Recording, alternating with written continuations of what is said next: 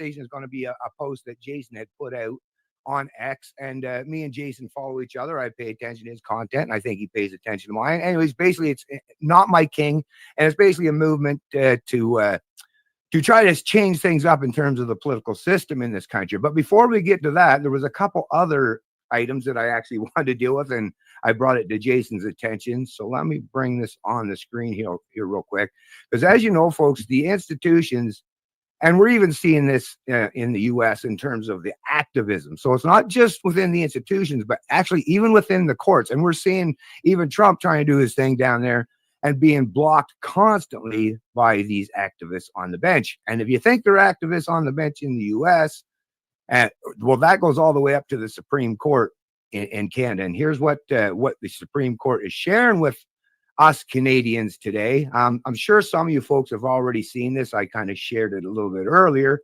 but basically this is right from the Supreme Court of Canada's X profile. And it says, "Dear subscribers, moving forward, we will be focusing our communication efforts on other platforms.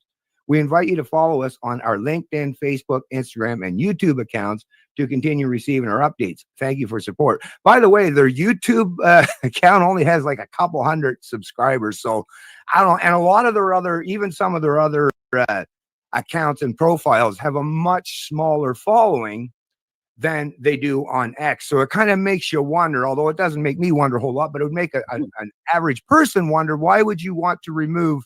And the fact that X, as we know, is that one platform where we have genuine freedom of speech, where we can actually say what we want to say without, being, silenced or suppressed. Well, heavily suppressed. I'm not saying that suppression still doesn't happen, but we're definitely seeing that we can say more things today on X than we can on some of the other platforms. Well, I mean, Facebook, we know we can't even share news on Facebook. Well, you can if you're really inventive, good at screenshotting and doing other things. There are workarounds to that restriction, but X is the dominant platform for most of us these days to go to. It is the proverbial public square, and the Supreme Court is, for some reason, I would say it's very political in nature, is making it so that we're not even going to be able to interact with them on that one platform where you actually can say things. So anyway, I just want to get your reaction to that there, Jason. What do you think? Well, I'm going to have to echo Eva Chipowicz there. This is very disappointing. And I think you nailed it. This is a political message. This isn't about we're not getting engagement or we're not reaching the audience, because we absolutely are. You can see even in this post, it's 700,000 impressions here. They have a large audience when it comes to X. And if you're just strictly just going to provide Canadians with information, you need to be on X. We have a lot of things, like you mentioned, with Facebook and other platforms, because of Bill, I think it was C-18, that kind of suppressed a lot of the news on these platforms. You need to use things like X that are not to do in the suppression of news. So I don't see the logic, if you're going to make the argument that it wasn't beneficial to the Supreme Court to use it as a way to reach Canadians, because it most certainly is. So there has to be another reason. And I think you're nailing it. It's political. And I got to remind everybody here, the Supreme Court, we have Chief Justice Richard Wagner, I believe it is. He came out and was anti-occupation. He was using the term occupation for the protesters in Ottawa. And this was before we had the decisions of the federal court when it comes to, we had some lawsuits that made our way through. The Mosley decision is a big one. And we learned very quickly after those that it was improper. The government overreached, but yet we had the Chief Justice already coming out with his political statement saying it was an occupation. So this worries me to my core. Do we really have a judicial arm anymore? Or is it a political arm that looks like a judge? Yeah, that's the most disturbing part, is because that was the whole pretense anyways of both of our, whatever you want to call them, democracies, republic, whatever, however, but the whole point of having the Supreme Court, the legislative branch, the judicial branch, and the executive.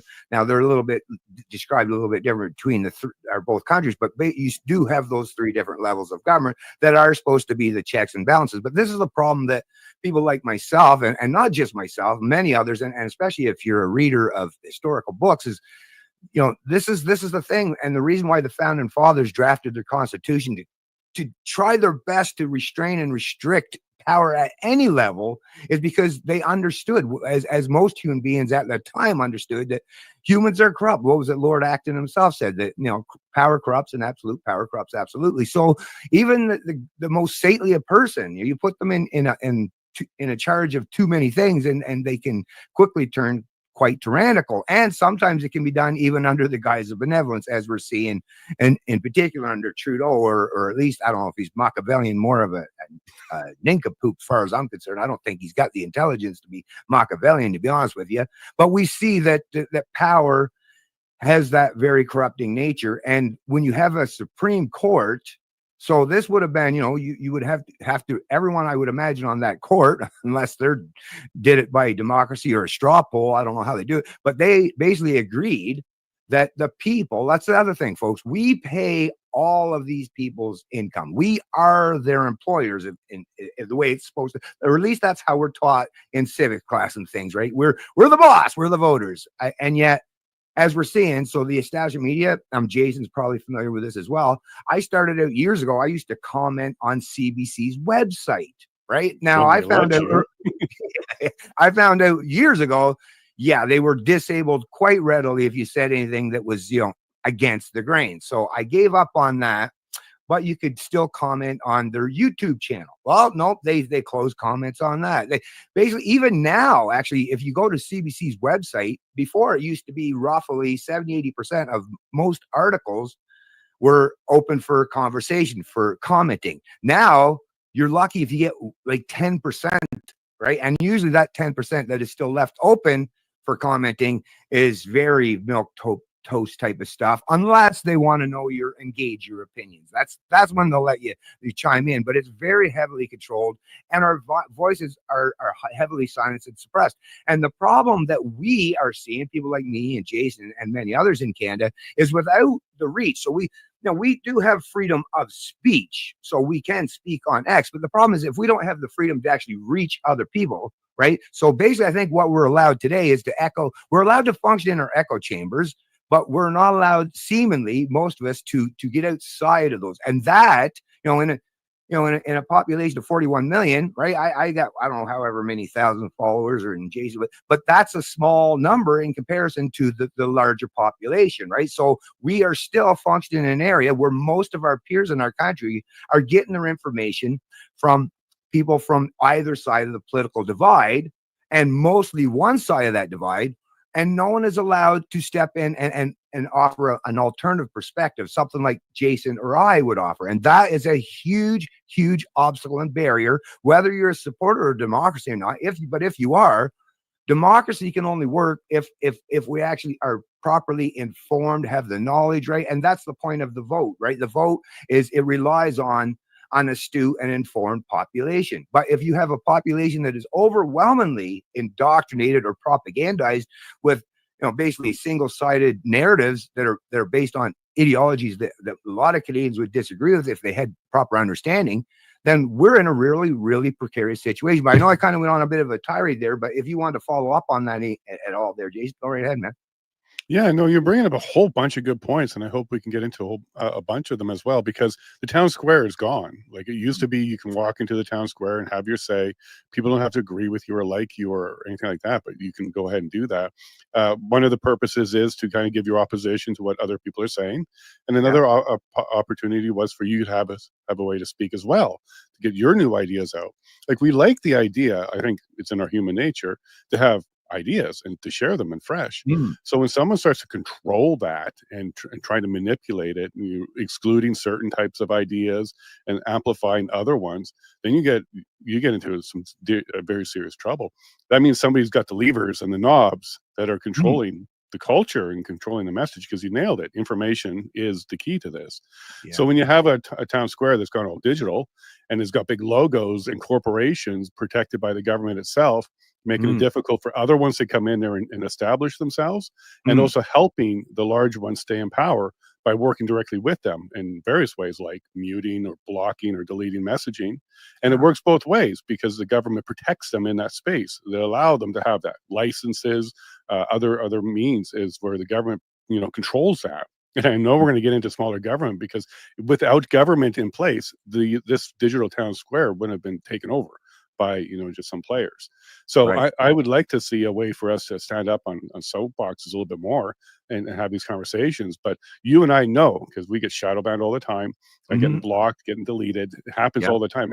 And we're just, breaking in there, starting to get our voice out there.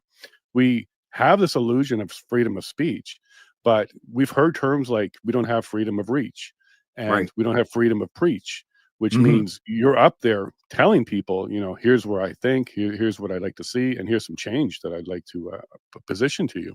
Yeah. But I think what we're doing right now at this moment, having these conversations, getting out there, sharing platforms, Yeah. mine, yours, others, and asking people to take a moment to share this out there to get it going is a way to kind of get into that platform and into that digital place to have our conversation. But it's not going to be enough to start getting to the mainstream and rest of Mhm. Canada. There's a Yeah. very protected group when it comes to information, Yeah. and we are having a hard time breaking into that. We basically have to go door to door to let them know that we even exist, Yeah. because we don't have a level free market when it comes to information and ideas. And I'm Right. concerned, even with a shift in government to conservative, if that happens, Mhm. and that's not for sure. Even if we Right. do that, what is that going to look like? Are they going to go shut down the CBC and then start up their own? Is it going to be Right. state media to the other side? Is it going to be a free market? Is it going to be a Mhm. highly far more restricted market because of what the previous one just did? Like Mhm. I don't know what it's going to look like, but it sounds scary to me, and I hope a whole bunch of independents like you and I and others stand up and find a way to break through that. Yeah, well, I mean, even just the fact that I'm sure you're paying attention, and most of the people that would watch our content would be paying attention, is we're seeing now. We all know. So just to parse things out before I get too into it, yes, there's lies, damn lies, and statistics. So we're all familiar that polls can definitely be skewed and manipulated, and of course, it has to do with your sampling. Like me, if I put a poll out, especially if it's an online poll, chances are probably a lot of libertarians are going to be the people that will answer. So I'll get a sampling of people who predominantly would agree with me, but I'm not going to be foolish enough to say, well, that's a representation of the country as a whole. But that's how a lot of these pollsters do. And they'll pick certain people from certain sampling. But once again, they're never getting my perspective because they're never asking my opinion. So we know they can be definitely manipulated and skewed. But even if you just go by the fact that it's people that typically take like the Angus Reid polls or the Abacus, or so that would be a representation of a certain portion of our country. So that is a real thing. And what are we seeing today is without people like our voices being out there so that you can actually have that reach, so that you can be that counter voice to the establishment media, then what we're seeing today is, Pierre Poilievre, and once again, I got lots of critique for Pierre Poilievre and the Conservatives, tremendous amount. I'll reserve them for a little bit later, perhaps. But they were on a big tear, because Trudeau, and it wasn't even, I don't think it was anything that Pierre Poilievre was doing. I mean, his 3-worded slangs or slogans, right? Like, axe the tax, fix the road, whatever, right? It's like, that's not very fucking inspiring, to be honest with you. But I think what was happening is the Liberals themselves, just by their policy based on how they were treating Canadians and their nonchalantness about the way they were treating a certain demographic or segment of the population, that alone was the reason why I seen, and most of us Canadians seen, their popularity greatly decrease. So policies and the way they were going on. But if you look today, not only is that divergence actually closed up, now you're getting to the point where some of these polls today, now once again, yes, they can be skewed and manipulated, but those same polls that were showing, a 20 plus point lead, now they're basically, it's a toss up between the Liberals and the Conservatives, which tells you that the establishment media, and it must be great when the establishment media are reporting on these polls, because really when the establishment media reporting on these polls saying that the Liberals have now gained all this ground, really what they're doing, you wouldn't see it, but they're patting themselves on the proverbial back is what they're doing, because they are the very people who are informing the population. And as you can see, they're quite good at manipulating the minds of Canadians and convincing them to, yeah, Trudeau bad, but Trudeau 2.0 Carney, right? Trudeau on crack, Trudeau on steroids. He's somehow good, but they've managed to sell and spin that narrative, and to the point where they're not just encroaching on the majority lead that the Conservatives had, but now they're basically upended it entirely. So this is a really important thing in terms of us being able to have a voice in this. Now, there's something I want to bring up, Jason, there, but if you want to even just springboard off that while I bring this other piece up. the other part about Jasmine that we were bringing? Sure. Yeah, we jump into that right after this little Carney thing, because you're bringing up a very good point that people need to pay Okay. attention to, and that's Carney. And I Yeah. noticed that you didn't say Freeland or mention any of the other candidates, because I think it's pretty clear who's going to end up winning this one. Yeah. This was pretty clear to some of us who've been paying attention for a while. If you look back Yep. at some of my posts and my shows, a year and a half ago, we were warning Canada that Carney's going to be the next PM, and a lot of people were confused. They're like, "Well, he's not an MP." But as we now know, and Canadians should be paying attention, you don't have to be an MP to become a PM. The powers that be are the party itself. The party puts forward the leader, and the Governor General, through the King's blessing, will go ahead and appoint that person. So the Canadians outside of the Liberal Party itself will have no say in who our next PM is at all. And this has happened before. John Turner, he was our 17th Prime Minister. He succeeded Pierre Senior. He did the same thing. He resigned, and the party picked a new PM that had no seat in the House. At least he previously did. So at one point, Canadians did support this gentleman, Turner, but this is not the case even for Carney. Carney hasn't been in office. And we got to start looking at this more like a uniparty. I think you mentioned this a few times, because Carney was appointed to the Governor General, or to be the governor of the Bank of Canada by Harper in 2008. So these people all get along. And if you're talking about the global banking level, of course they do. Okay, that's where the money is. And that's exactly how you control populations, is through the financial systems. And Carney, people need to pay attention, has been an advocate for over a decade now of a central bank digital currency and having a lot more control when it comes to that. He's not about to let his legacy die. He wants to see that come to fruition. So I think this is why he's taking a chance to become the Liberal leader now. I was expecting him to come later. I was expecting the Liberal Party to take the L and pass it over to their cohorts, the Conservative Party, for a few years, and then come back maybe with Carney. But with them bringing Carney forward before that election, I'm pretty sure they have a plan to go ahead and take that power. And I don't expect a snap election, an early election, because they're not in it for a couple of weeks. Carney didn't show up for a couple of weeks. He showed up to continue his legacy, and his legacy is central bank digital currency, social credit scores, and UBI. UBI has been on his radar for quite some time. So I just want to highlight that before we move on to this next segment, that Carney is a threat to Canada. And if you don't even care about his WEF connections, which he's openly supporting, at least take a look at what he did at the banks that he was in. And if you want to, don't take my word for it, go listen to Liz Truss, who was the Prime Minister of the UK, who said, be wary of this guy. He prints money and it causes problems later. So don't just take my word for it. Let's listen to the other world leaders who have actually worked with Carney and said, be careful. This is not the direction you want to go. It's just going to get worse for you. And I think they're correct.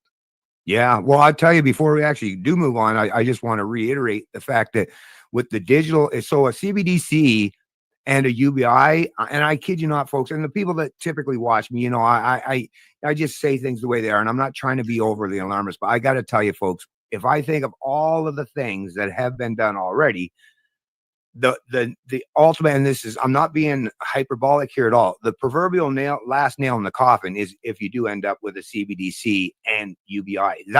You're basically, the government controls, once the government controls you that much, right? And there's no, once cash is no longer a thing, once everything's done in digital form, well, not only now is the surveillance aspect of the state basically omnipresent, no matter what transaction you do, that you can't get away, but just like in China, they have the ability. So if they can not just monitor it, and if they have control over your currency, well, they can also take that away. So that's the thing in China.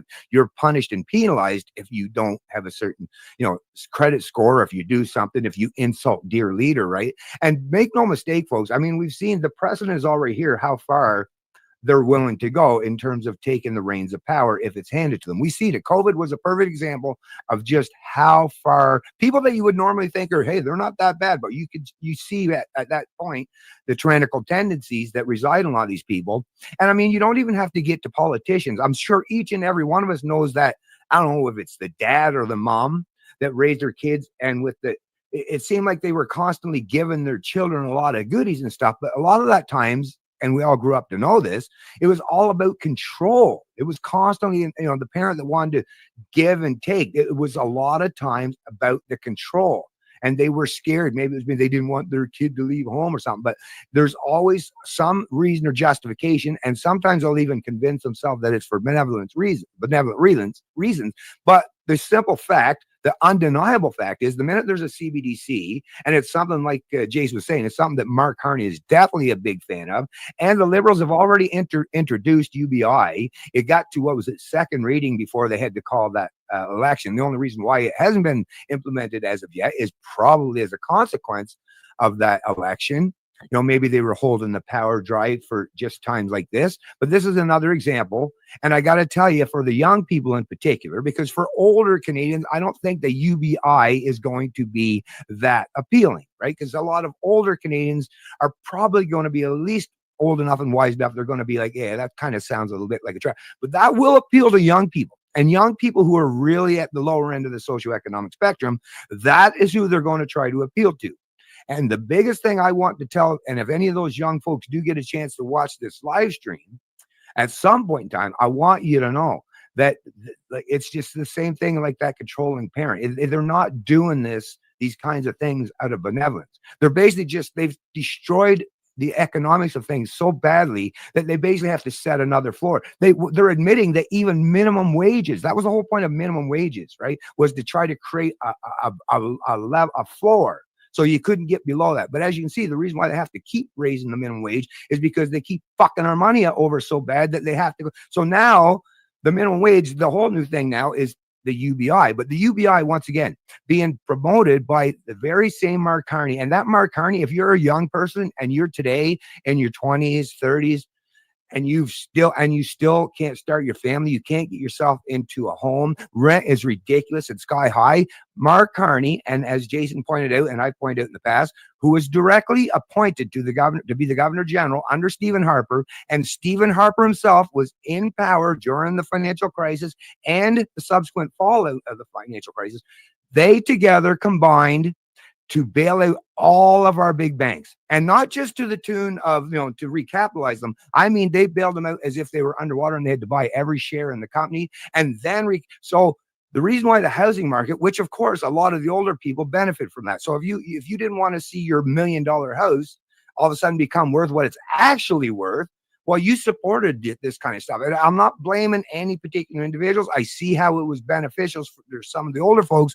But once again, a lot of people are coming to realize, but it was at the expense of your kids and your grandkids. And that's a terrible thing, to sacrifice future and success of generations. Well, not only is it terrible and unethical, but as an older person, don't you realize that those are the people you're fucking over are the people you're going to rely on, in your later years. So it's even stupid for you at the individual level if you're an older person. But yeah, if you're a young person, Mark Carney and the kind of policies he wants to implement, don't fall for the snake oil, folks. It's going to be, the costs are not going to be imposed on older Canadians. The costs are going to be imposed directly on you and your own kids and grandkids. So you got to think about these things and not just worry about that quick fix of, oh, he's going to give me a little something in the here and now. Because as we've seen, every time this happens from government, the little bit that you get, you pay twice, maybe 10 times as much for, right? So that's kind of where I want to go. I don't know if you want to say anything else there, Jason. Yeah, let me kind of tack on to that, because I'll explain to the young people who are watching exactly how this works, because you're right. It's their future that's being sold down the river right now. And they may not understand what that means. It might just be words to them. Take a look at what's happening in Ukraine with the US, where it comes to this $500 or $300 billion loan or whatever it is. So at one point, there's some money got transferred to the Ukraine, and the US said, hey, we want our money back. And how did they do it? How are they going to do it? Future resource development. So where rare earth minerals and other development within the Ukraine is now going to be owed to the U.S. as a way to pay back. This is very important to pay attention to, because this is exactly how they do it. These are the assets of the sovereign country that are now being pledged for future payment. So when Canada goes into deficit spending and they print money, don't think in your head that they just type some numbers into a computer or just start printing actual physical money. What they do is they issue bonds and other things in order to have commitments from countries and International Monetary Fund and global banks and other organizations that you probably not even familiar with, but they're going to have a direct impact on your future. So what they do is they hold the future assets. And what are the future assets for Canada? Well, our labor and our resources, everything that's coming down the pipe. things that we haven't done yet, developed and provided to markets.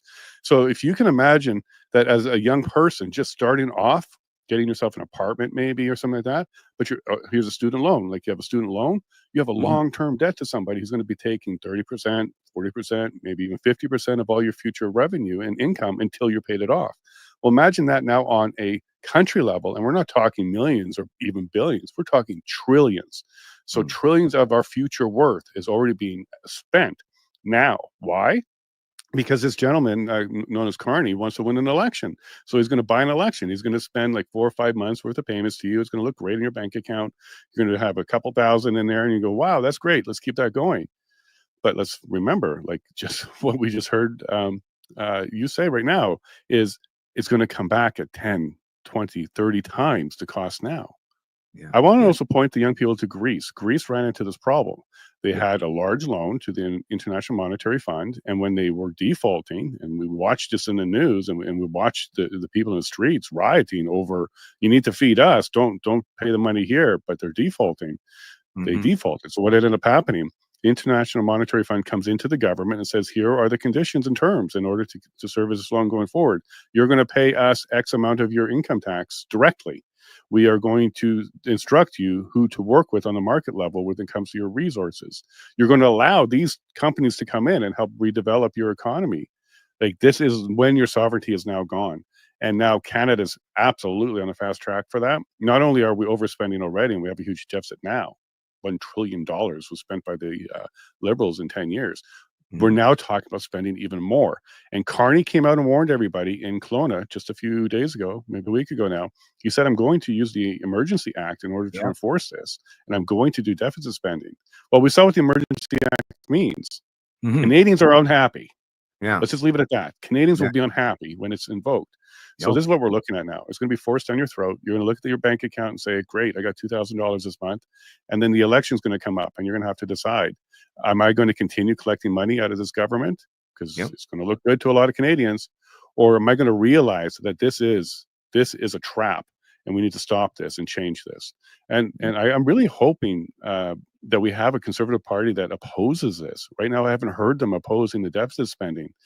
They don't come in with $1,000 a month instead of $2,000, because if they get onto the bandwagon of saying this is not a bad idea because we tariff war and maybe we should be doing this, if the Conservatives start to support this kind of spending, we're done. Okay, we're done. But at least if the Conservatives fight against it and oppose it, we may have a chance. And I still haven't heard from Pierre. I have no idea what his position is when he heard Carney say we're going to go into deficit spending, because he should have been one of the first. He used to be the finance minister, or at least he played in that role in the Conservative government. He should know how bad this is going to be, but I'm not hearing him. Maybe I'm missing the message. But this is where I'm waiting for the next step, because we know Singh and Carney has already talked about the relief package, so they've already come to terms that there's going to be something. But I'm not hearing Pierre say this needs to stop.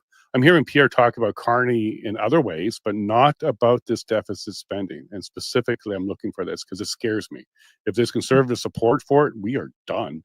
If there's Conservative opposition to it, we may have a chance.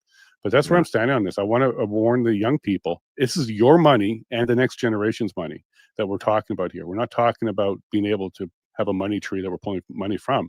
It's the future labor and resources of Canadians in Canada that's being spent right now. Yeah. And, in terms of Pierre Poilievre, if there's one thing I've noticed about him and every Conservative that's come before him in terms of the leader or any of the prominent voices within the party, is they get all of their, and this is the thing that actually, I don't know when this changed, but even though we live in something, remotely akin to a democracy here, is when did the people actually start to believe, and when did politicians, well, I think it probably post Keynesian economics becoming mainstream after John Maynard Keynes, post World War II. But the major thing is now with central banks is they just function, all the politicians and political parties function on what polls good. So if it polls good, if the Liberals, doing UBI polls good, well, the Conservatives might spin it in some way, but they both have access to this, basically the proverbial piggy bank of future and successive generations and the power of inflation, so that now there's no limits or restraints that there used to be under something like the gold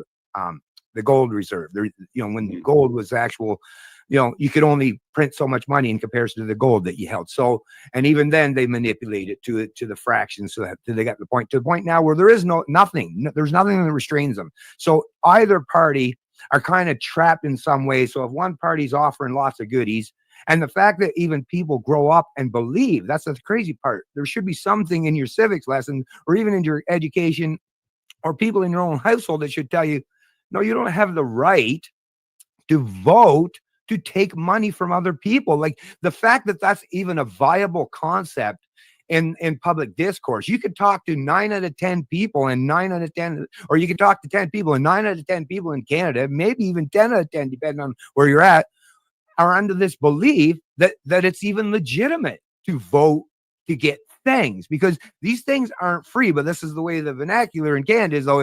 It's free, right? And because we don't actually see the cost directly imposed on us, a lot of Canadians fall for this. But what it is there's a reason why the debts and deficits continue to grow. Those costs are continuing to incur. It's just they're being offloaded further. The can's kicked down the proverbial road further and further. But at some point in time, someone's going to have to pay the piper.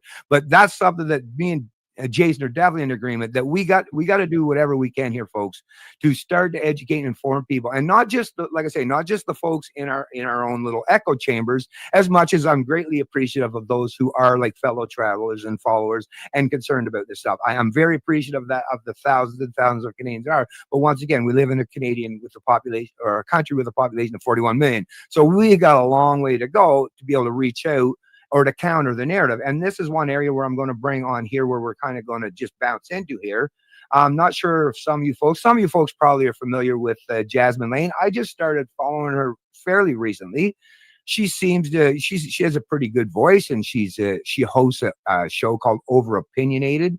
She apparently was a former broadcaster. Who knows? She might have even worked for mainstream media at some point in time in the past, and maybe I'll reach out to her at some point in time to have a conversation. But here's what she's bringing out, and I'm just going to read for it and kind of give my thoughts and ask Jason on this, because this is an area that I think is something I've kind of bantered about, and it's something I think is really important, and it'll kind of carry along into the kind of stuff we've been talking about. So I'm hereby petitioning for a center/conservative leaning news source that is publicly broadcast in Canada. Now, I would say center or libertarian, just something that's outside the mainstream. But if you want to use whatever vernacular here, center, conservative, that's fine, as long as you do allow for voices like myself. So why doesn't Canada have anything like Fox? Why don't we have anything that goes against the narrative and can be found? Oh, one thing I will disagree with actually is publicly broadcasted. I'm not a fan of public broadcast, and I think this is something that could be sourced and done without using the state as the revenue source. But I definitely agree that we need some kind of an area where people like myself and Jason can find each other, and just like I say, like in Canada, all the progressives of all different stripes can find themselves at the CBC or CTV, and they can congregate there. But as you won't see people like me or Jason or anyone that's challenging the status quo being invited onto their show. So basically what she's suggesting is that we come up with something where we do have some cross-pollination and people who are anti-establishment, or at least counter to the establishment. Anyway, so why don't we have anything like Fox? Why don't we have anything that goes against the narrative and can be found while flipping through your channel guide or promoted on commercials across all networks and platforms? Why? I also offer my show, Over Opinionate, to have an evening time slot on this network should any investors want to make this happen. I am a multiple award-winning host on #1 performing shows in small and medium markets, and was the recipient of the Leaders of Tomorrow Award, representing hosts in Western Canada 2024, just a few days before I was let go without cause for my individual work and voice in the industry. With 11 years broadcasting background in radio and television, mostly radio, I believe I would be an asset to such a team given my knowledge and background. I don't have the money to make something like this happen, obviously, but if anyone who's rich is thinking about something like this, I'd come out of retirement for you. So basically what she suggested, and I definitely agree with, and I want to get Jason's thoughts on this. Did I actually bring that up here? Just want to make sure. Yeah, that is on there. Okay. I definitely agree that we have some great voices in this country, and not just me and Jason. I won't just go dropping names, but there's some decent voices in this country who are definitely challenging the status quo, definitely up against it, definitely having their content suppressed. But if we did have somewhere where we could congregate, if we did have some financial backing in some way, that would go a long way to, I think, being able to give us the opportunity to get that reach. And once again, without having to use the state, I would like us for actually to lead by example. And because I'm against using the state, I'm against using violence or theft as a means to an end. I would like to do this in a manner that's on the voluntary means. And I'm sure, like Jasmine, and hopefully, well, I would imagine you would agree as well, Jason, is this is something that's very, very important. So if there's anyone out there who does have the financial resources and the ability to help make an upstart like this happen, there's definitely enough of us out here in this country, there's definitely enough talent, there's definitely enough voices that this is something that could, if implemented, could be a big, huge bulwark against the establishment media, who constantly has that power to manipulate and distort the minds of the masses, because they have the power of the pulpit, and something where we don't. So anyway, what are your thoughts on that, Jason? Well, now that you brought this post up, I do remember her, and I emailed her today. So I saw this post as well, because I saw exactly what she's calling for. And she's not alone. And you're absolutely right. There's a whole bunch of us. In fact, there's a lot more going on behind the scenes right now that leads exactly to this. Not necessarily to the point where it becomes like a Fox, where somebody owns it and it's a corporation type of thing, Right. but definitely a place, a meeting place for people with voices who want to share it. Right off the top, my concerns would be, let's not make the state associated. Let's not make any tentacles to the government in any way, shape, or form. And also, let's not restrict it to a particular group like conservative or middle.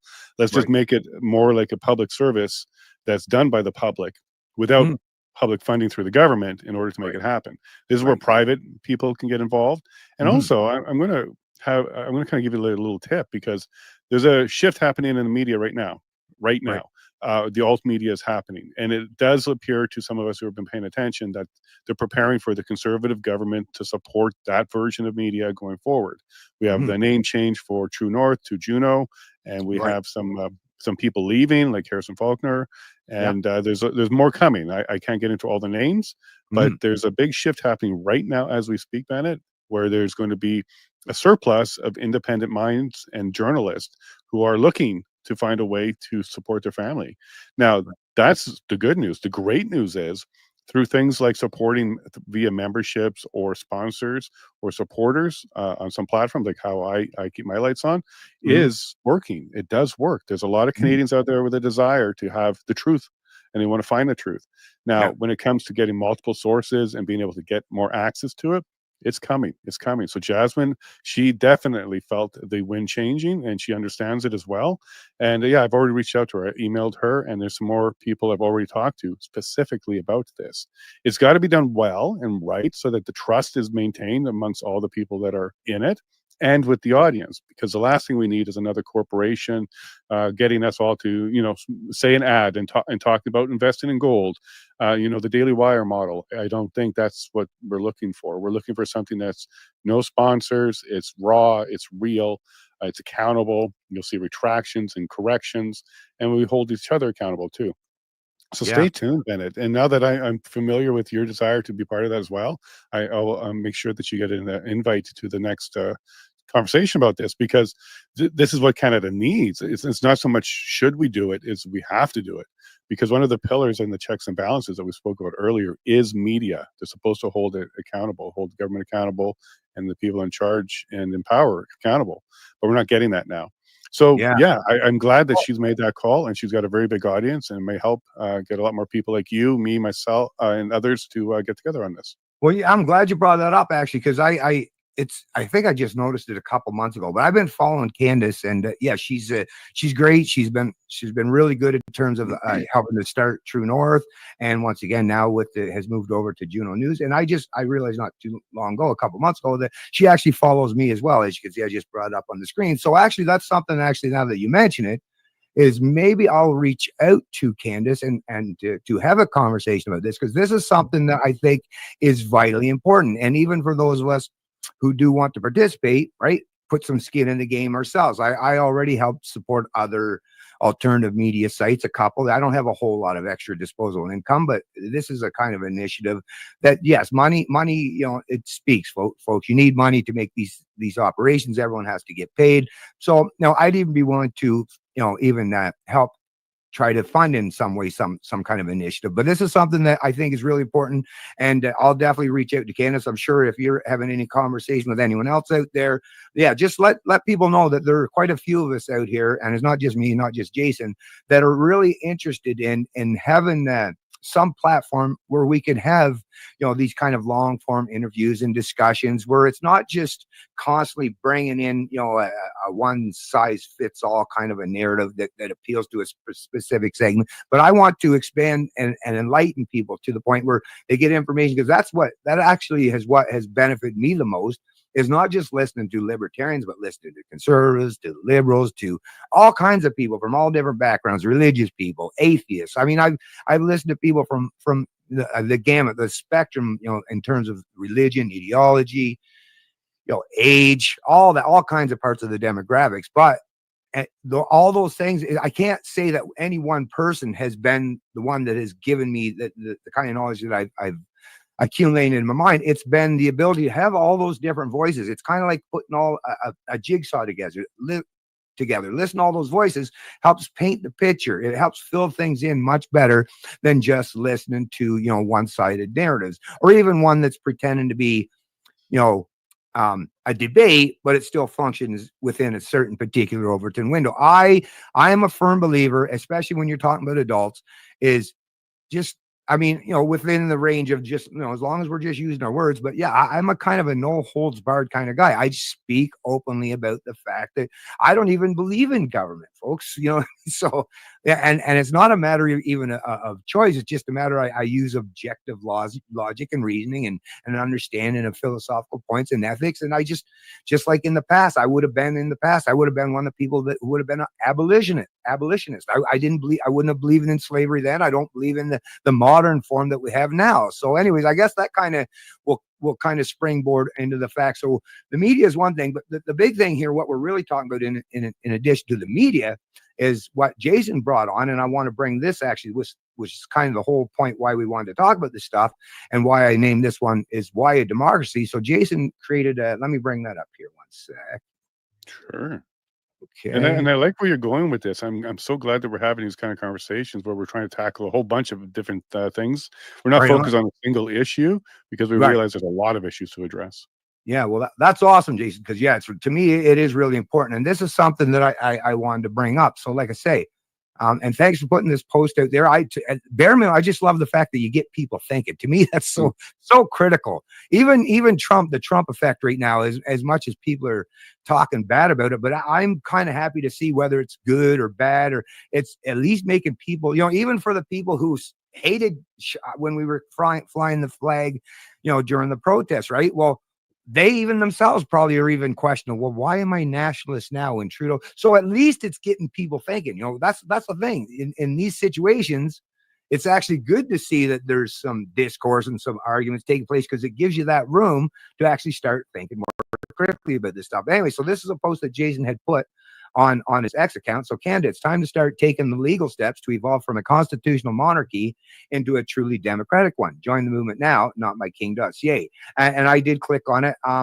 You just have to give an email, folks. You can answer the question and get put on the Jason's list there, and you'll be able to stay on top of all this stuff. Anyways, but my thing was so a new Canadian government by the people for the people. Anyway, so my thing is actually, I might as well, I think my comment should be right down there. So my reply was, what's so great about being ruled over by the mob instead of a king?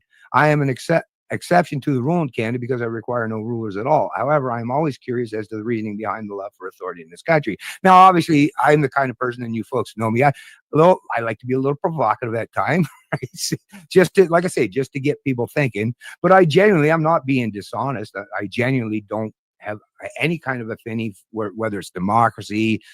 I mean, even the republic we're seeing. I mean, to me, it's not necessarily that the U.S. is a republic. Why the U.S. is having a better shot at standing up for the liberties. I think the important part of it all, the republic at least laid a little bit better groundwork. But I think the biggest difference between Canada and the U.S.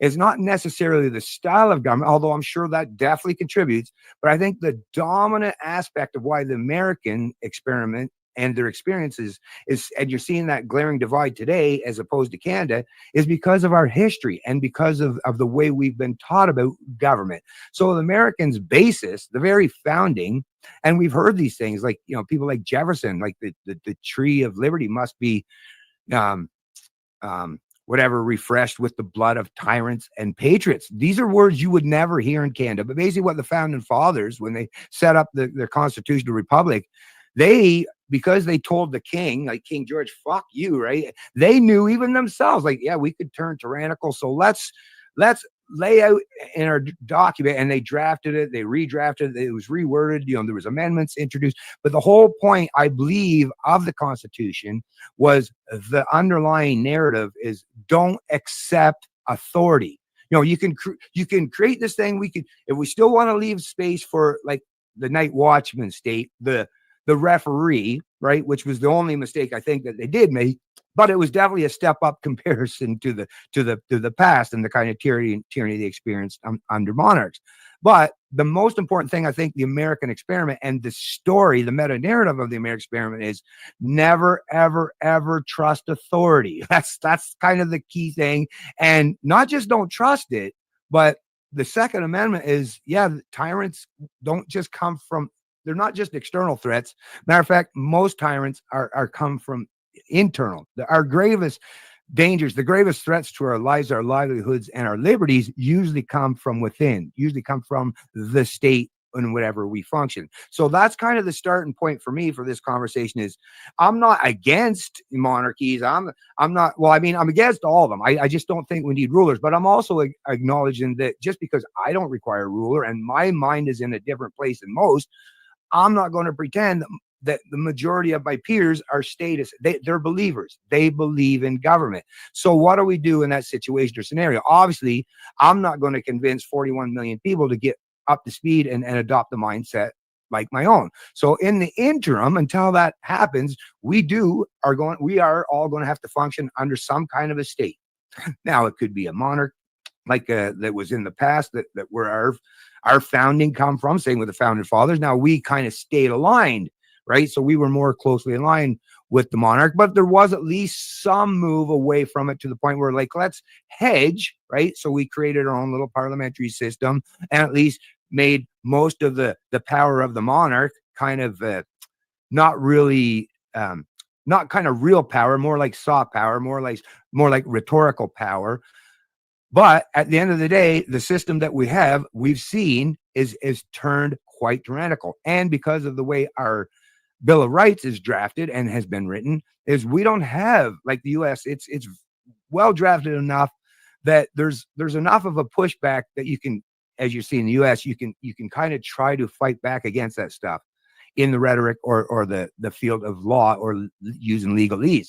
In Canada, because the laws are drafted that basically says that we don't actually have fundamental rights. We have basically privileges, because that's basically what Section 1 and Section 33 does. It basically tells us that the government has some pretense of authority, and the courts believe this, the legislature believes this, right? The executive, they all believe that the government has this ability to deny our rights. Now, they have to make some justifiable reason, but once again, that can be quite arbitrary and something that's easy to do for sophists and people who understand how to speak that kind of legalese. But the biggest concern we have here is, what are we going to do going forward?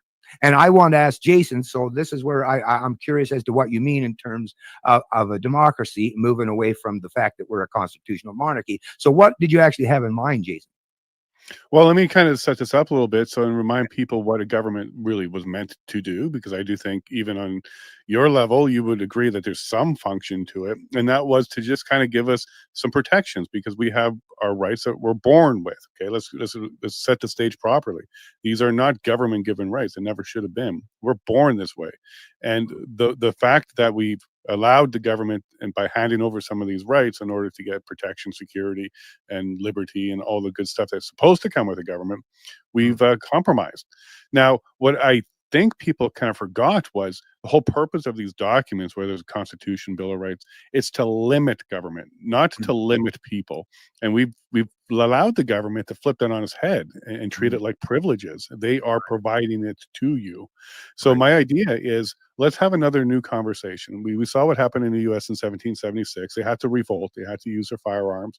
Yeah. And really, if you break down what the beef was, it was they identified government overreach and they know the slippery slope, and they Mhm. wanted to make sure it didn't continue. So at first, the UK said, "Hey, yeah, go over there and colonize. You can send a bunch of stuff to us. We'll do a bunch of trade," but they weren't doing things like taxation. And then they Mhm. came along and said, "Hey, we're going to tax that tea," Mhm. without even asking you. So this is Right. where the whole representation or taxation without representation came from. Yep. And they realized at that point, this is a slippery slope. If we start with tea, it's going to be then the next thing, and then the next thing. Before you know it, it's going to be our labor. It's going to be everything. So they Mhm. understood quickly, because they watched it happen before, that Right. this is a slippery slope. So we have to stop it now. Canada didn't do that. Mhm. Canada continued to have that understanding and relationship with the monarch, which felt like, well, you created the Magna Carta, so you've created privileges for us. You've released us. You've Mhm. given us this rule book. And we kind of stayed on that path where it was more the government gave it to us, or the queen or the king gave it to us, and we were servants, and we worked with them. We still live on crown land. Like, you don't Mhm. even own the land, it's crown land. Right. So you're Right. still treated like the serfdom, like that type of mentality.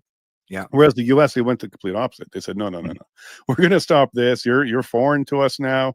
We're going to be our own independent colony. And then it became the United Mhm. States. And then they grew from that. So what I want to say to Canadians is, let's have another conversation. Mhm. And we don't have to do a revolution anymore. We can do evolution, like we're pointing out here. Right. Jamaica is going through it right now. Okay. So they're passing the bills through their parliament in order to turn to a republic. And Mhm. the conversation I want to have is, let's become a constitutional democratic republic.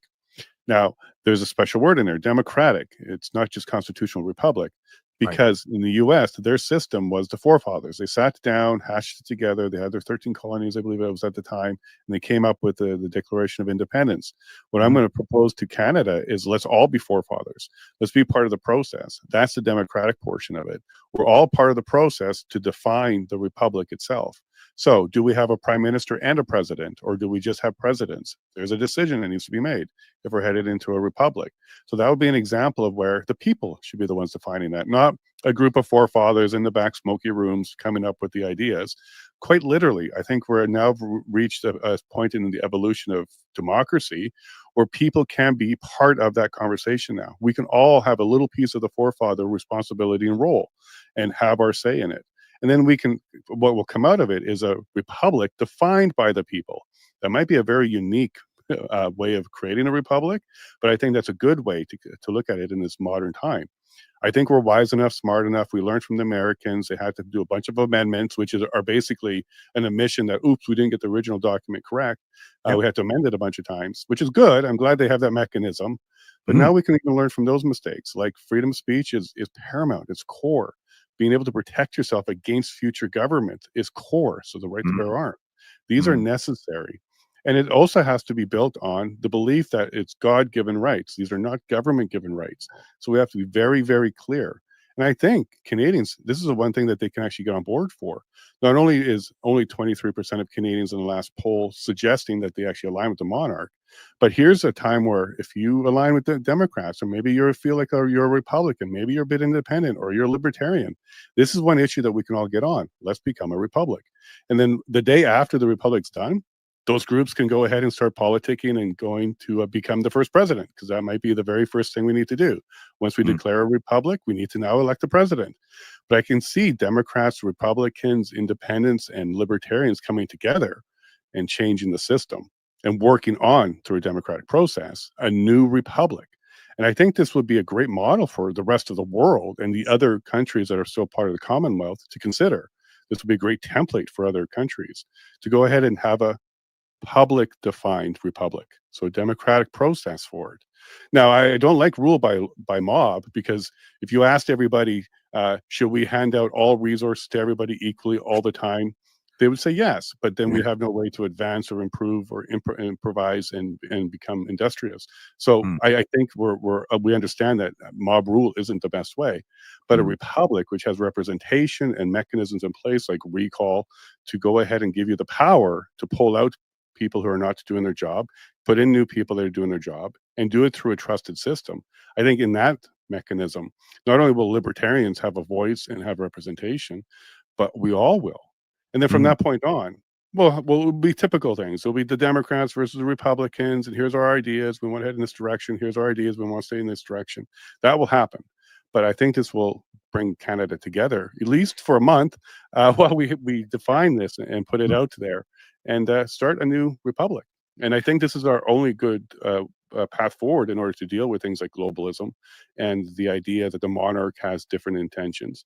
And I had a Mhm. great conversation with Jim Ferguson this morning from the UK, and Okay. there's support for Canada to go ahead and stand on their own 2 feet and be independent fully, not Mm. just have a couple more ties to the government. Like, this should be Canada's land, not Crown land. I should Yeah. be looking at Superior Court, not King's Bench. And I Mm. definitely want to make sure that when we have a change in government, a change in leadership, it's via an elected position. So our head of state right now is the king. It should be a Canadian who was elected. We should have a vice president. So if for some reason someone has to resign and step down, we have succession, which includes somebody who was voted on by the people. This is why I like, the vice president idea versus what we're seeing here with Carney. Carney's Mhm. going in with no votes, Yeah. but he's going to run us. And Mhm. I think that that's something that Canadians should pay attention to, because that's not democracy. That's not democracy at all. Mhm. So I'm pushing for this. I think the time is right. It's almost a perfect storm. There's a whole bunch of reasons why Canadians are having this conversation now. Trump has ignited the conversation. Carney's ignited the conversation. And the king let us down under Trudeau. There were times where the king should have stood up and said, look, you're going too far. That's the whole Mhm. purpose of still being involved. That's why the king is supposed to be the head of state, is because the king is supposed to step in when we go too far. Mhm. We didn't envision that happening, but we also didn't envision the Emergency Act, our greatest law, being used against Canadians illegally. We now know this through the Mosley decision. And the Yeah. king was nowhere to be found. So we have this, break in case of emergency mechanism with the monarch that didn't work. So I think that was the last straw for me. We didn't actually get any protection out of that relationship that should have been there for us. They failed us, and he's Mhm. demonstrated to us what we can expect more of, because Mhm. he's not saying anything about Carney stepping in. Carney's talking about the Emergency Act already, deficit spending. Like, this is a really bad thing, and Oh, we're yeah. getting nothing out of the current monarch. So I think it's time to let them go back to the castle and do their thing. I don't think they need to be destroyed in any way, shape, or form. We just need to do what Jamaica's doing right now: make the decision, do a resolution instead of a revolution, and finish this and finally become independent as a full country. Well, I like what you're saying, Jade, but I'm just going to, and the reason why I do this stuff, and the reason why I wanted to have this conversation with you is because, just like with myself, I love listening to other people in case I have blind spots. But here's my kind of a little bit of a pushback to it. Sure. And I'm going to try to invoke my inner Trump here for a second. No, but in reality, actually, Trump is actually kind of the person that kind of got me to the mindset where I am in terms of this stuff. So the whole thing with Trump, right? That the one thing that nobody can deny about Trump is the man is all about the deal. That is his thing, right? He's transactional. And Kind of like you wrote the book, you think? right, exactly. And the whole point, and he'll even say this, right? So he doesn't even leave. It's an open secret, folks. And we're seeing even now with the 51st state stuff and basically the way he's even handling most of the files internally and even foreign policy is you just go just full on as your starting basis point. And for me, as a Canadian, what I would suggest to you or anyone else who's willing to engage in changing our, whether it's from having a king, a monarch, or a democracy or a republic, your starting point for me as a Canadian, I think it would benefit every one of us, right? So this is I'm in this to help as best as I can to start us from the best negotiating starting point. And that would be just like the founding fathers. They would have basically told you, you didn't get the memo, right? We didn't get the letter or from the pigeon who carried the thing or whatever it was back then. But basically the starting point of their negotiations back then is, we don't recognize your authority to do any of the things that you claim to do over us. And with that starting point, with that basis, right? Sorry, that you're running around, you're naked. The emperor's naked, and acknowledge that you don't have. I think is that as the basis, and this is the area where I think libertarians shine. Is we just acknowledge that Now, I get it. We're going to pretend that this thing is legit so that we can have some kind of a night watchman state or a referee. I get it. But my starting point of any negotiation is going to be, yeah, I don't believe in your authority at all. And I think you end up most likely, I'm not a predictor or anything. I don't have a magic 8-ball, but I think you end up in a much better spot at the end of negotiations if you start from a point of, you have no authority over me, rather than accepting that authority, because then I think they kind of bend your will to they're the ones that are going to use the language of the Constitution and of legalese. Whereas if you start, like I say, as the basis, and it's not like it's unprecedented, it's not like it's even an abstract impossibility. I can actually prove, if you want to even just entertain there with me, Jason, but you can prove in just a few simple questions, that there is no such thing as legitimate government, and how we've been explained how it plays about. And actually, without even going into the full questions, just for the time's sake, because people can go watch my content, the 4-question quest for freedom, is you don't even have to go that. Just simple fact is, I don't have any authority, and nobody would ever suggest that I have an authority to take anything from my neighbor against his will, any money. Nobody would ever think that I have any authority to dictate how my neighbor lives. And I guess the simple thing, like I say, you go through this in my whole 4-question quest, and it'll actually help you, think through this yourself, is if I don't have that authority, well, how do I delegate an authority that I don't have onto someone else? Magic doesn't exist, right? There's no, we have to live in an objective reality. So if I don't have that authority, I can't delegate that authority to another individual, nor can I delegate that authority to a group of individuals and call them politicians. So government, by having objective knowledge, using reason and logic, deducing and problem solving, there is no such thing as legitimate government. And if you present that as your starting point, I think you end up in a much better negotiating point. And I think at some point in time, because yes, I don't think humanity, or I don't think Canada, I don't think the US is going to be going full anarchist at any time soon. I don't expect that's going to happen. Like I say, that's about the mind evolving, and it'll take generations of that, and it has to be enforced horizontally and from top down, to the point where, just like with the slavery in the past, you don't have to beat that out of people's heads today. People that's their default position now, is, of course, slavery is illegitimate. It's highly immoral, but it wasn't that way. The belief system back in the day, until people, philosophers and others, right, explained to them the ethical implications of slavery, most people believed it, because once again, they were taught that it was horizontally enforced by the people around them, taught to them in their education. So like I say, if we can, at least as the basis point, get as many Canadians, which is why I think it's important for us to have these kinds of conversations, because I'm sure your audience, or a substantial portion of them, have probably not heard of the fact that there's no such thing as legitimate government. And I know it sounds really shocking, folks, and it was to me when I first started thinking about these things, because yeah, I mean, it's just like when I was growing up in church, and I know my grandmother took me to Sunday school and church. It's just like if someone at that time would have told me that there's no such thing as God, it would have been, and it was, because I had to break through both of those paradigms, actually, whereas there's not a magic man in the sky, although I still like to believe in a God in terms of a concept, in terms of, the great stories, and the fact that something outside of the realm of humanity kind of keeps us in check. I like that idea, but once again, I don't actually believe that there's a gray-bearded man sitting in the clouds somewhere.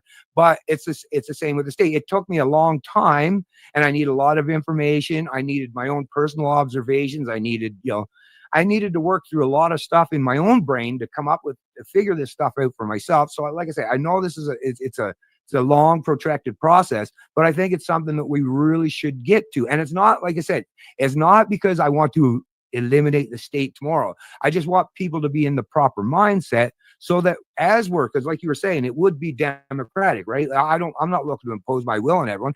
I want my fellow Canadians, right? I don't care what your background is. I want us to all be actively engaged, and nobody to walk away from any potential scenario in the future where one side got to implement their form of government and impose it on the other. So if we can get as many Canadians, prominent Canadians in particular, people who are money people, or movers or shakers, people in the media, people who are educators, all these kinds of people, politicians, as many people as we can to get up to speed. And once again, you don't even have to, even if you don't want to listen to me, because maybe I don't present the information in a manner that's conducive with your kind of type of learning.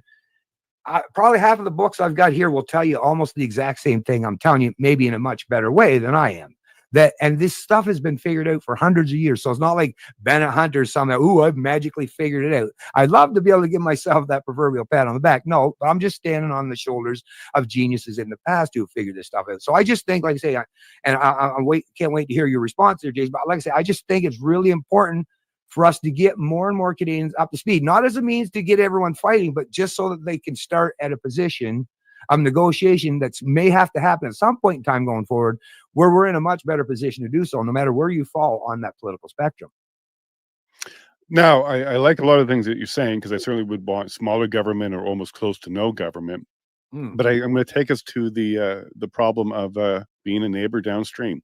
So as much as we want to be able to, sit on our land and do our thing, and we don't think we're impacting our neighbors, that's only true if you're not one of the ones downstream. So let's say you were developing your land, and the neighbor upstream decides, well, he has to put his waste somewhere, so he decides to put it into the water. Well, when you're downstream, that suddenly becomes a you problem, even though it wasn't one that you created. So this is where, working in your neighbors, working with them, and maybe even having some sort of government that makes decisions like, hey, maybe we shouldn't put that in the stream, but let's pool some money together and create a septic system that we all share. So one larger system that one person couldn't do. So let's do that. And then, things are going on great, but you're still downstream. The guy upstream, suddenly he wants to irrigate his land, and he wants to grow a lot more because he wants to provide it to the farmer's market, because we're having an economy and we're starting to develop. But now he's taking a lot of the water, and there's very little water for you downstream. So once again, you're going to need that government to kind of adjudicate that conversation. And now we have aqueducts and septic, and we're all trying to prosper. When it comes to resources and being downstream of your neighbor, this is why some sort of government needs to be in place. Because as much as we believe we can have these conversations and do well as individuals, even with just our neighbors, there's bigger pictures sometimes, even generational pictures. Let's make sure that septic system goes for 50 years instead of 5 years. Let's make sure that aqueduct is going to supply growth all the way to 5 generations from now. Let's plan ahead. And those are the kind of decisions that not necessarily individuals can do, or even resource allocation that individuals can do. So there needs to be some sort of. Let me just say that, Jason, because like I say, I get what you're saying, but everything, and I assure you, every example that you can think of where you need my government, I've heard a gazillion times, and every one of them can be easily. So what you really mean is you need an arbiter or some form of dispute resolution mechanism. That is what you need at the end of the day. And we already, every one of us already do that on a regular basis through contractual obligations.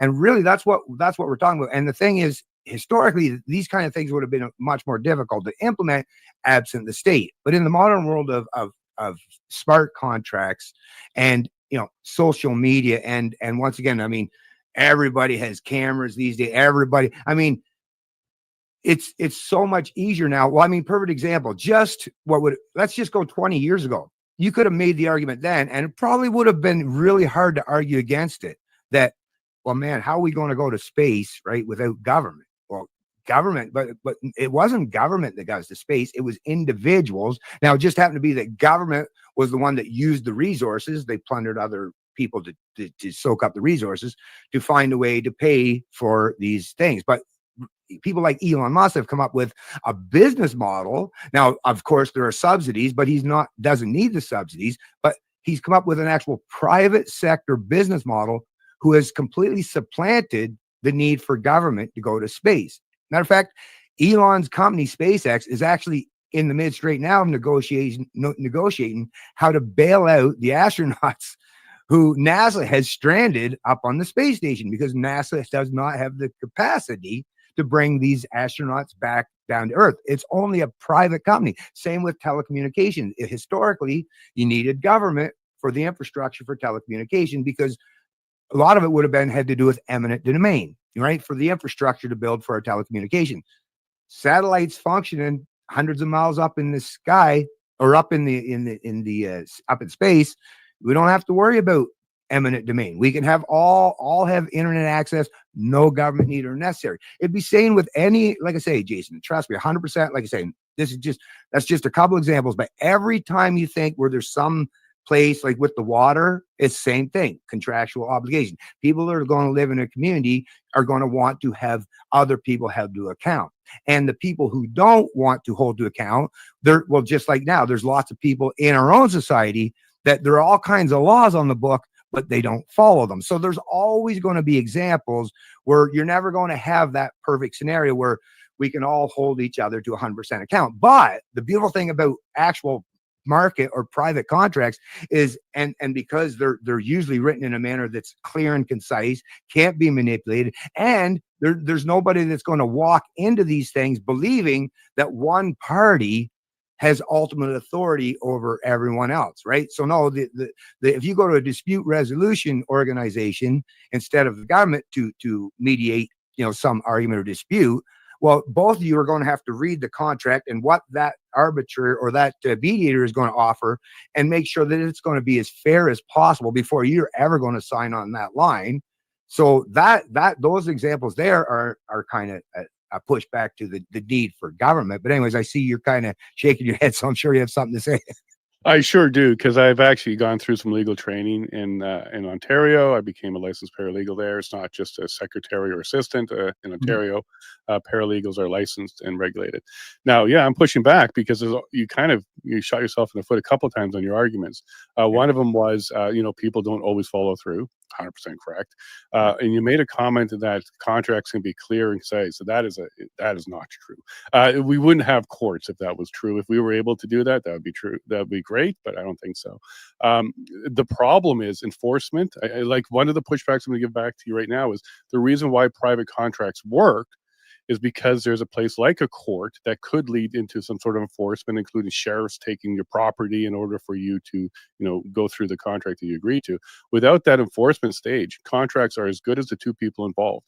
And you already highlighted that is an uncertainty. In an ideal world, everybody will do exactly what they say they will. But even above and beyond that is interpretation and the changing of the environment. So even though you have a great contract, you and I say we're going to take 50% of that river, and that's it. Great.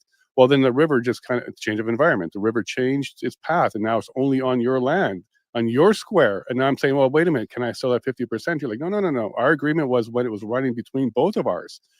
Change in environment, something changes. Intentions also can change quite easily. You pass away, and then your family, your kin are now taken over. Maybe they have different ideas about the river. So things change. Like what I'm trying to highlight here is the best way to have good communication contracts is when there's an enforcement stage. Ideally, you don't need it, but if it's not there, there's very little causing the human to go ahead and continue with their agreement. Well, and I do agree. You go ahead and just prove my point, though, because you said that you need this, you would need to think about if you were. So once again, you're proving my point that if you were going to sit down and have a contractual agreement, you would be thinking of all these scenarios. And so with the other only when there's enforcement. So who's doing the enforcement? Yeah, there has to be enforcement. I would never deny. That's my next question. That's not going to be the mediator or the facilitator. That's not going to be that person. You're going to need an army or some sort of local enforcement. Well, not an army, but something along the lines of like a police force. You're not going to need a military. Anything. Let's just call it enforcement. So in contract enforcer, maybe they just say CF on them, contract enforcer, and that's the full job. But they can take physical action like your property and auction. Like they have that. That's still government, whether you just want to call it contract enforcement. And if you don't do but that's the thing. The difference of that. Here's the point, Jason. That's not government, because government. That's where we're going to differ. I think as soon as you have a third party involved, you're allowing someone else to make decisions for you, and that is governance. Whether or not you're governance, but not government. So governance, yes, like government would be the institution. I govern in my household, right?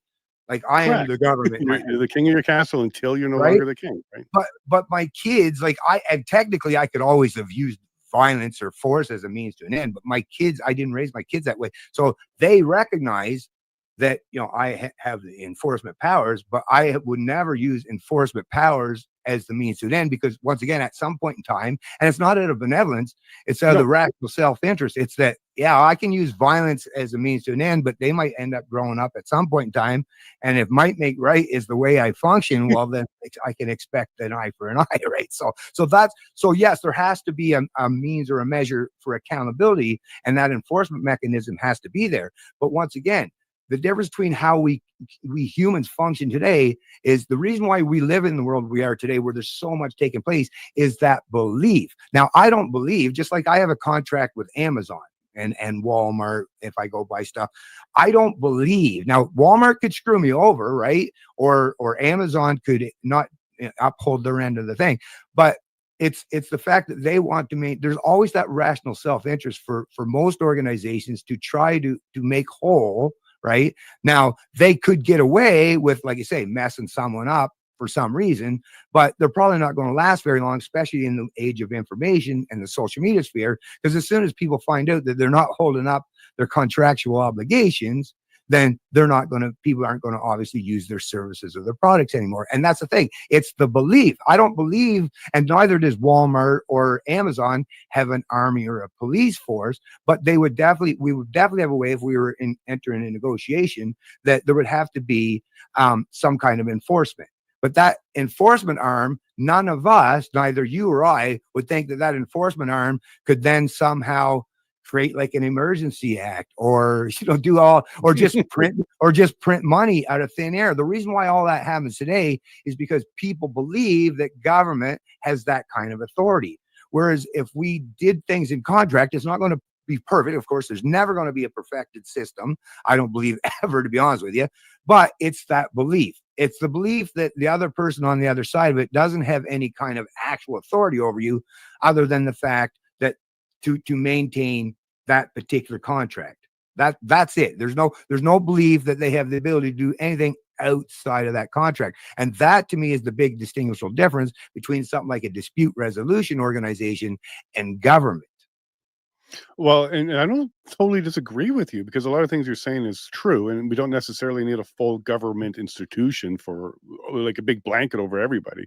We see Right. things like co-ops working quite well for communities. We see that as well, but there's some more challenge to try and be completely without any type of government. But what I think what we can totally agree on is, if we're heading towards smaller government and more localized and regional decision makers, then we're onto the right path. Yeah. And if we can get that all the way down to so limited government that there is a mechanism where when there's a dispute, we actually just go take it to an arbiter and we agree that, that's a third party arbiter, independent, we're happy with that. But let's say I can snap my finger and overnight all government's gone. I think the very first thing you and I would do was sit down and create a criminal code. That would be the first thing we do, because we're going to try and set some limits to, do we have property ownership? And what if someone tries to take it? What's trespass? Trespass criminal code. There we go. First line of the criminal code. Thou shalt not trespass. Now you see what we're getting into. Immediately, we're going to start talking about how not to kill each other and what happens if you steal.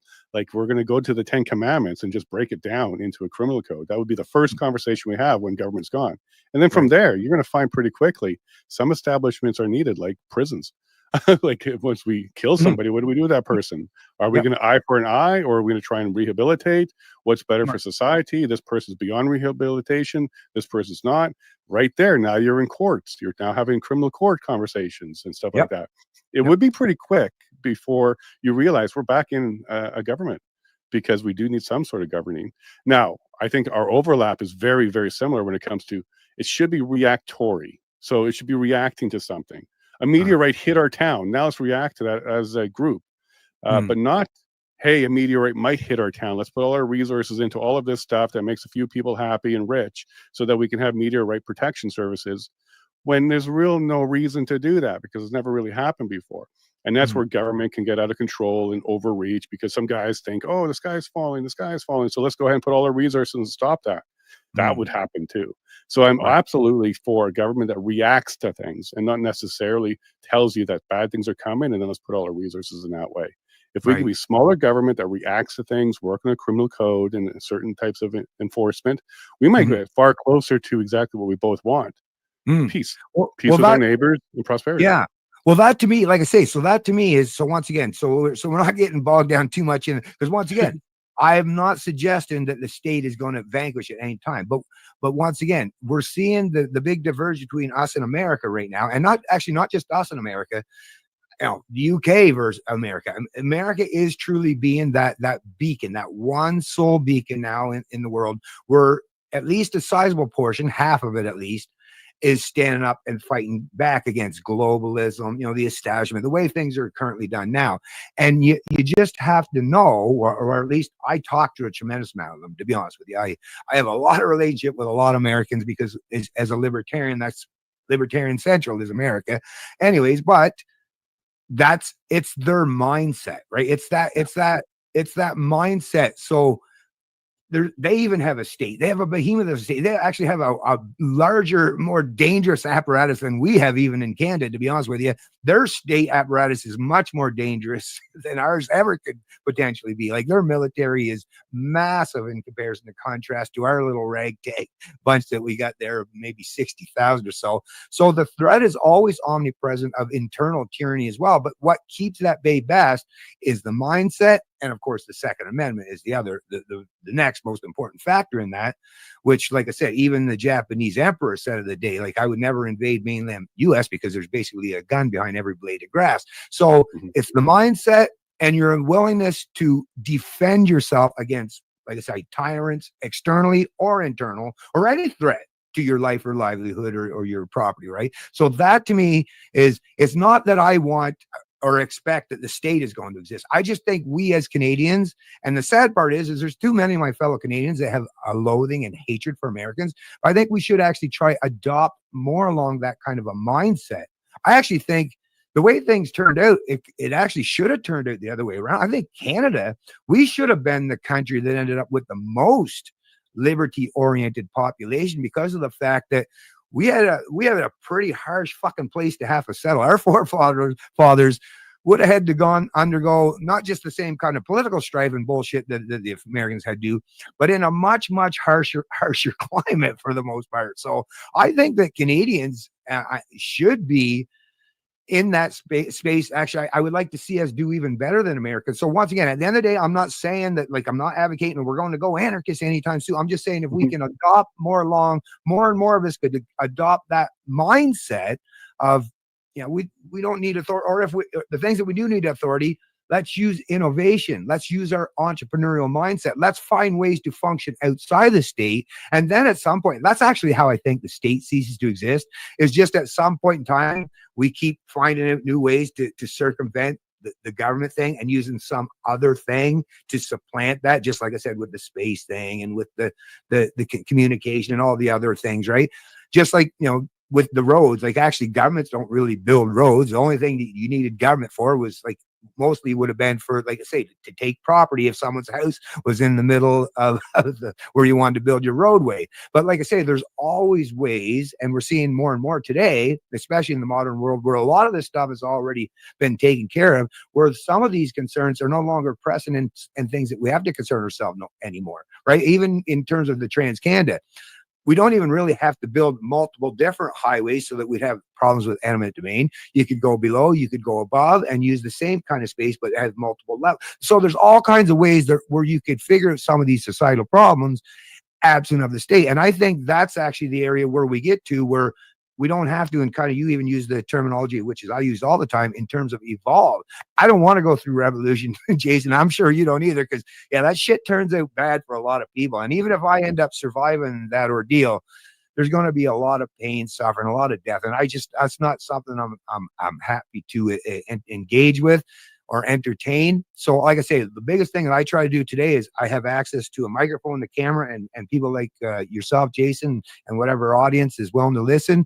And I just say that the thing that we should be trying to do is get our mindset in the right place, get more of our fellow Canadians' mindset in that right place. Because I think if our mindsets are in the right place and we have the right ideas and the right goals, then I think we as people can find a way to come together, because that's the thing we're going to have the biggest concern with is we need to do it so that liberals and New Democrats, socialists and conservatives and progressives, and we need to figure out how all of these people can agree. And to me, as far as I'm concerned, the only way we're at this point in time, because people are so untrusting of each other because of the fact that government is that big, gigantic gun in the room and everyone's scared to death that their opponent's going to grab it, is if we can lay out a situation or scenario where it's like, okay, the gun, it's there if needed for when those dangerous situations, but we've at least in our minds placed it in such obscurity that we've now figured out, we basically, there's a 1 in a million times that we're even going to think, hey, we don't need that gun. You know what I mean? So I think that's the overarching narrative that I try to present is I'm not under any illusion that we're going to vacate the state anytime soon, but let's try to adopt that more of a mindset of that individual liberty thing. And in terms of how it's going to play out, whether it's a democracy or a republic or whatever the heck it ends up, it might be something that neither you or I have even thought of up to this point, right? I don't know what it's going to be at some point going forward, but the most important thing is, can me and Jason and the rest of us in Canada, can we kind of go about our life, do our things without have to constantly have to look over our shoulders, because there's so many people in our country that are using the proverbial gun in the room to benefit themselves at our expense, or to control us and our kids, or to dominate us in the economic sphere in some way. Let's try to reduce that as much as possible. I like what you're saying there, and I'm totally on board. And I think what we're demonstrating here is we can have these kind of conversations. Yeah. An independent with a libertarian on your screen right now having good conversations. And if Yeah. you're looking at the U.S. and you say, "Hey, I like what they're doing down there, and Trump is doing a good job, and I would like to have Doge," and look at that, the states have some power. They might be able to go after Fauci, even though we got a federal pardon. The states can still do things. Mm-hmm. If you're looking at the U.S. and thinking that, you might be suffering from Republic envy. Stop suffering from Republic envy. Go to notmyking.ca, join the movement, and let's head in a direction where you actually get to be one of the forefathers and help define that. There's going to be people like Russell and myself working on this, because you bring up a lot of good points, and I don't think a lot of Canadians are going to disagree with you. And I do think we have the opportunity with people like us and shows like this to do exactly that. Have these conversations, and let's not be envious of the other systems. Let's go ahead and have one ourselves. Yeah, so I'm going to keep pushing that. And I just want to let your viewers know, 6 p.m. Mountain, 8 p.m. Eastern tonight, I have Bruce Party on, who's a professor, a law professor out of Ontario, and he's a constitutional drafter, basically. And we've been having conversations. So he's going to be talking about what that could look like if we're heading in the direction of a republic. And we'll be joined by Catherine Kolowich, who's a lawyer from Alberta, and she was the former interim leader of the Alberta Independence Party. So we're going to have a conversation about, is Alberta the place for this to happen? Can we actually ignite Alberta enough? And I'm going to tell you right now, Russell, I am not alone. There's a whole bunch of patriots behind me. I'm trying to be the diplomat right now. I'm trying to hold them back, but there's a whole bunch of patriots behind me that want to separate and become our independent state right now. Whether it's the 51st state, whether it's the first state of Canada, Alberta might be the place to have this. So 6 p.m. tonight, having a great conversation with these two people about why Alberta might be the place for this to happen. And then right after that at 8 p.m. Eastern, no, that's Central, 8 p.m. Central. So 7 p.m. Mountain, 9 p.m. Eastern, I'll be on Shadow Davis, where we're going to continue this conversation as well. Because I think it's time. I think it's time that Canadians think about it. So come join me at notmyking.ca, and let's have this conversation and keep it going. Right on, Jason. Well, I won't keep you much longer, because, like I said, I just want to engage in this conversation, and you didn't disappoint me. I expected as much, and this is the way it is this, and this kind of helps alleviate a lot of my concerns. Is I recognize that if we Canadians can just sit down and talk to each other, and once again, I'm definitely not adverse to a republic. It would definitely be a step up from the current situation we have now. So once again, is all I offered is, just like if we were doing this thing, is I just want to be that one, and I would expect anyone, if you're truly interested in liberty and trying to get it as best figured out, is not just my voice, but people like Bruce Party, who does come from that legal scholar field, is bring lots of Canadian minds together, because once again, we all have our blind spots, and this is the area where we can fill in those gaps, is finding and pushing back against each other. Because you got to imagine, well, actually, you don't even have to imagine, it's actually right there. Actually, you can't see it behind me, but when the founding fathers were drafting the Constitution, there was a lot of arguing and bickering back and forth on whether you're talking the Federalist Papers or the Anti-Federalist Papers, right? Because there were proponents from both sides of federalism or not federalism, right? So but what they ended up coming to is people that come at it from a full-on anarchist bent, and people that come at it from more of a minarchist and a Republican bent. But all those great minds came together, and what you ended up was the greatest experiment in modern history in terms of individual liberty, America. And it went from being a ragtag, 13 colonies to the most dominant, powerful nation on the planet. So we know that this has possibility, but this is, like I say, what I think is most important for us today is to do these things, come together, have this kind of dialogue and conversation. And when the time does come where we are in a position where maybe enough Canadians have finally had enough with the status quo and the way things are done, and I think that's probably going to happen hopefully sooner than later based on how insane things have gotten, especially under the Trudeau regime, then I think we would be in a much better position, because then we're not just scrambling to try to catch up, right? We're not caught with our pants down, so to speak. So let's have these conversations now, figure this stuff out. And once again, me and Jason proved, well, I knew already that you were willing to have a good faith conversation, which is why I like talking to you. This is what you do, folks. We're two grown adults, right? No point in taking anything personal. I don't take anything that Jason's saying personal, even when he disagrees with me, because I recognize, listen, I disagreed with myself so long, like not so long ago. That's the whole thing is, and that's why it's nice to engage in these kinds of conversations, because Jason brings up things that I never thought of, and I bring up things that maybe he didn't think of. And that's the beautiful thing about engaging in this kind of dialogue, is it raises and elevates every single one of us in some way. So once again, Jason, it's been an hour and a half. I kept you long enough. I know you're a busy man. You're on a stream and tirade today, it seems. Basically, I think you got 4 of them on the go today, right? So yeah, I'll leave you to get to the rest of yours. But is there anything else that you want to add before I do let you go, Jason? I wanted to thank you. You keep doing what you're doing. I really like the idea of having these conversations, and I really like the idea that you're pushing the libertarian mindset. I'm not far from you at all. I'm really not. Right. I think we're very close. In fact, in an ideal world, independent people and libertarians would come together and we'll nail it. And when they were working on their documents down south, they all agreed on one thing: we're not a monarch anymore. So Right. there's at least one place to start. So Good one. that's where I think we can get to.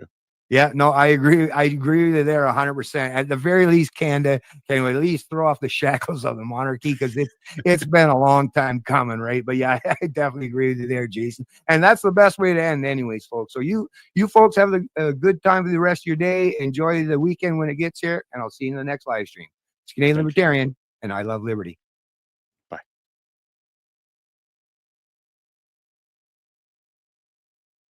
Sorry, guys. No way. All right.